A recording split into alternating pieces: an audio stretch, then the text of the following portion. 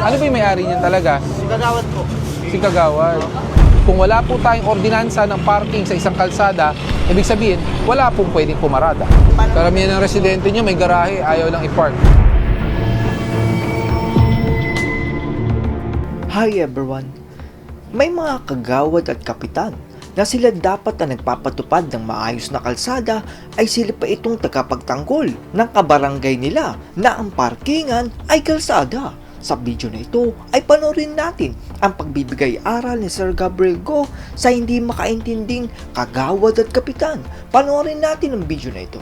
Nag-umpisa ang video dito sa Quezon City kung saan ay tinambakan ng box ng tindahan ng prutas ang kalsada. Skog, yung mga box na yan, paalisin nyo. Sir, sino ba yung nahuli? Si Ningchay ba? Si Ningchay?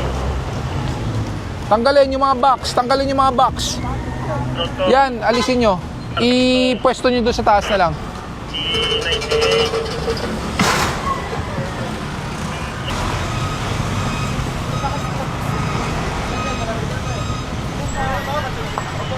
Tanggalin nyo itong mga nakalawit. Pinagbigyan na nga yan eh. Lumalagpas pa. Dito ay nakita ang isang motor sa bangketa na walang plaka, walang side mirror at ang may-ari pa ay isang kagawad. May motor doon sa loob ng bangketa oh.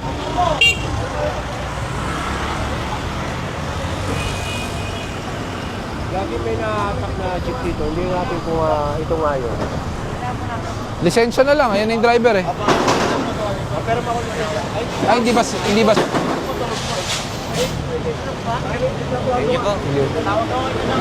Hindi ba lisensya? Wala ka bang lisensya? May Kagawad din yan. Kay Kagawad. Balawag po.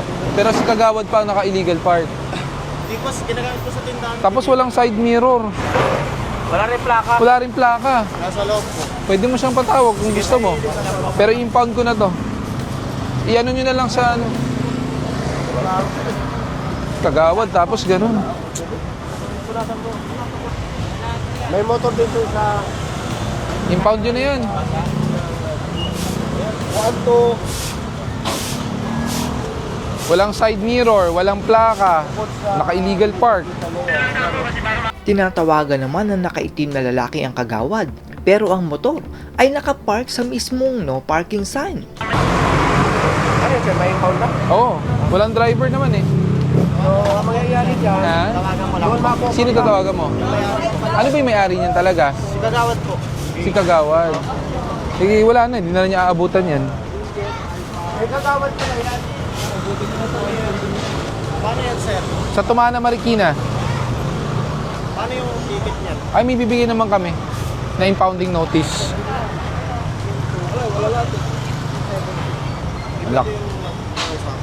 Hindi. Laki-laki oh. No parking this side. Eh kung sinasabi mong kagawad siya, di ba dapat siya pa ang unang sumusunod? Saka grabe naman yung motor na yan. Wala ng plaka, wala pang side mirror. Ang tindahan naman na ito ay sinakop na ang bangketa. Hindi naman sila pinagbabawalan magtinda, basta wag lang sakupin ang bangketa. Di ba temporarily pinayagan kayo dyan? Pero anong usapan? Di ba hindi dapat buong sidewalk? Hindi po namin alam kasi sa boss namin po. Ay nako, last year ganun din ang sinabi nyo sa akin. Mga tindera lang po kami. Alam nila yan. Last year Eh, sinabi na rin namin po sa boss namin po. Ayan o, kaya nga may linya o. Pinayagan na kayo dyan. Kailangan natin yung permit natin nila. Kailangan natin ito. Kahit na may permit pa, may sinusundan sa permit. Hindi ibig sabihin, hindi nakasaad sa permit na pwede nyo angkinin buo hanggang kalsada. Nabasa ko yung permit nyo. Pinapag-ingat naman ni Sir Gabriel Go ang kanyang tauhan at baka mayupi ang body ng sasakyan. Okay! Sa gulong, wag sa body, baka madent. Baka madent. Yung tobar nyo kaya iusog nyo muna.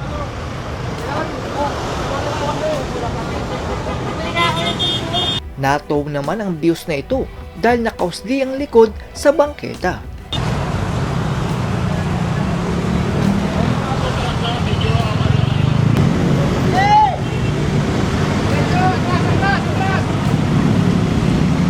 Marami tayong binigay sa kanila, di ba? At ito po ang inyong pinakahihintay.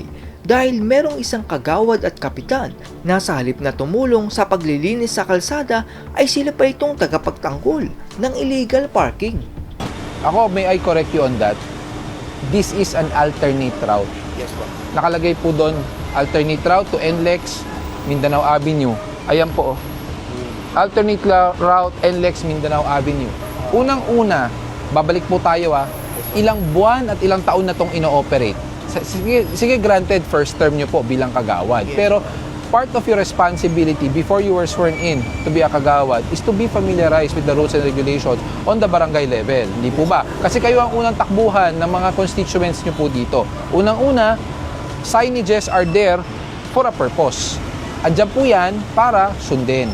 Mali po yung mindset natin na contradicting. Wala pong contradictory factor po dito. Kasi malinaw na malinaw, tow away zone, no parking anytime, MMDA Quezon City. No parking on this side. Ayan din po, tow away zone. Alternate route, NLEX, Mindanao Avenue. Si sir, tanong ko lang po, MMD po naglagay niyan. MMDA saka Quezon City po. Okay po. Kasi Klarong-klaro naman po kagawad, MMDA / Quezon City. Saka matagal na po to. Dito ay dumating na si kapitan at nakikipagtalo na kahit wala naman silang ordinansa na pwede silang mag-park sa kalsada. Sinasabi po kasi ni kagawad na contradicting daw yung signage, dapat hindi daw po yan ini-implement. Ngayon ang tanong ko, sige, doon tayo sa pinag-uusapan natin na hindi natin i-implement. May barangay, may city ordinance po ba kayo na merong street parking dito? Which is alam ko wala. Wala. Okay. Yun lang po. Hindi. Ulit ako, boss. Muli. Okay? Di ba po, first time natin nag-meet, sabi niyo may city ordinance regarding na alternate daw to. Opo. Opo. So, Hindi, ang sinasabi ko Hindi po, mo na po. ayan po, Sige po. sabi ko po, as per Yes po. ordinances and also by the traffic signages, nakalagay po dito alternate route. Unless sasabihin po natin, illegal po ang paglagay ng signages, which is I doubt. Hindi, okay. Balikan ko lang po yung ano natin. Alam ko naman, nandiyan yung signages eh. Pero po yung nag-meet tayo, nung first time po, di ba po nagtanong ako kung may city ordinance, kung may circular number ng MMDA. So, ang ginawa po namin ng council ako, nagpa-receive kami ng letter sa citizen regarding na nangingi kami ng anumang ordinansa na inaprubahan ng city na regarding dito sa Naristan. Kasi 4 na barangay po kami. Okay. Hindi lang po Ambian, Claro, Duyan, yes. N3A, dulo sa dulo po. So ngayon, sumulat rin po ako sa opisina nyo, sa MDA, regarding din po dyan. So unang sumagot po yung CitySec, no approved ordinance regarding po sa alternate route ng Nara. Hindi ko lang po dala ngayon kasi nasa secretary namin. And then the MMDA din, ang nilagay din doon, wala rin alternate route ang Nara Street. So, doon lang po ako nagagaling, kaya po si Kagawad rin yun ang sinasabi niya. So, may nakuha na nga po kayo.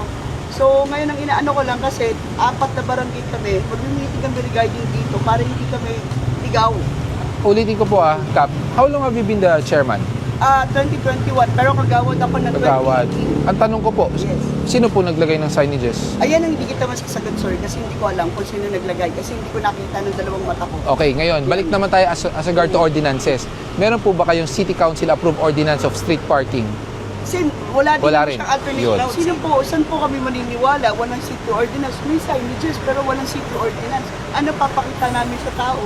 Traffic system hierarchy. Yeah. Rules that signages follows as traffic implementation of rules and regulations. Punta tayo sa hierarchy.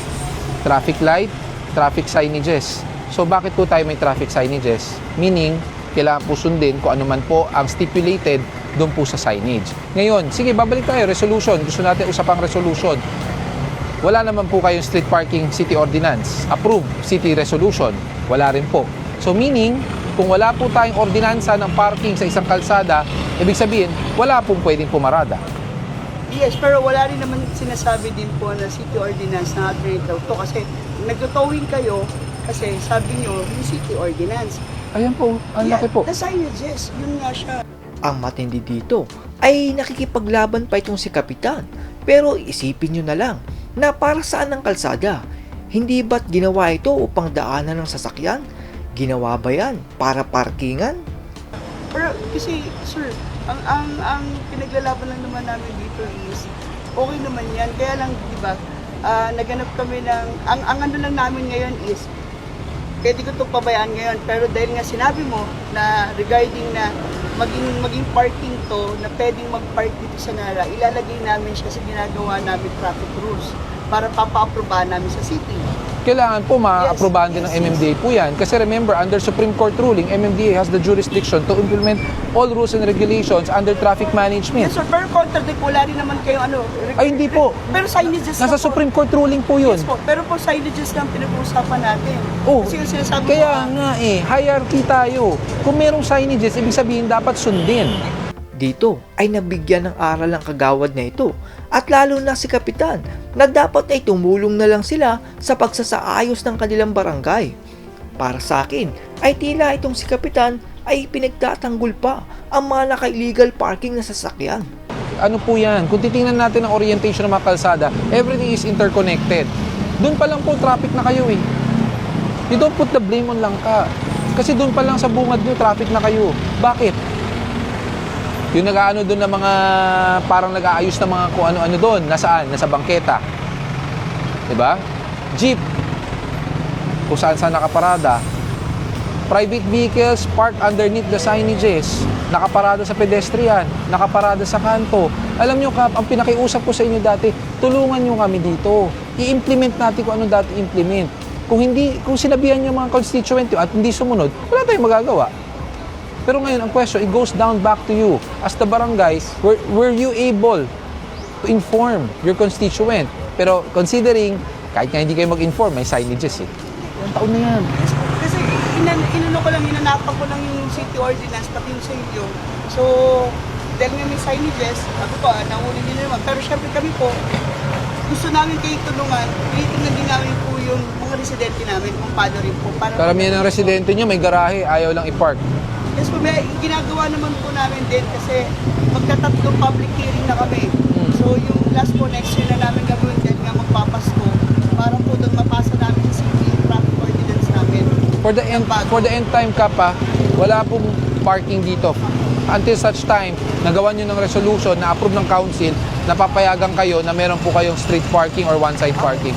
Pero wala po dito, zero po muna. Sige po. Kasi sundin natin ang signages. At yan po ang matalinong pagpapaliwanag ni Sir Gabriel Go sa ating mga taga-barangay na wala naman palang ordinansa pero nakikipagtalo pa. Sa ating pong mga kababayan ay sana bago kayo bumili ng sasakyan ay meron na po kayong nakalaan na garahe. Hindi po yung ipapark nyo sa kalsada tapos may halaman at bato pa. Ganyan po ang nangyayari sa aming barangay. At kapag sinitan nyo po ang mga yan, ay sasabihin pa sayong tapat naman daw nila yun. At sila pa itong may ganang magalit at minsan ay may pagbabanda pa sa akin ang kanilang mga anak na ubod ng tatapang. At nung sinabihan ko na ginawa bang kalsada bilang garahe nyo, di ba ginawa yan para daanan ng sasakyan? Anong nangyari po noon? Sa akin pa nagalit at hinahamon pa ako ng suntukan. Ganyan po kasisiga ang mga nagpapark sa kalsada. Hindi naman po masamang magkaroon ng sasakyan. Pero kung kalsada ang inyong parkingan, ay wala po kayong pinagkaiba sa mga korap na politician. That's all everyone. Salamat sa inyong panonood. This is Chuck and you're watching Biker Drone.